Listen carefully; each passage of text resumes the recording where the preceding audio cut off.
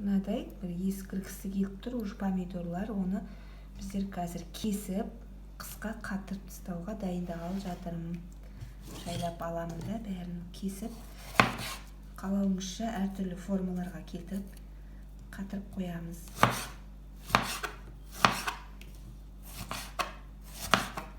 Көп кескен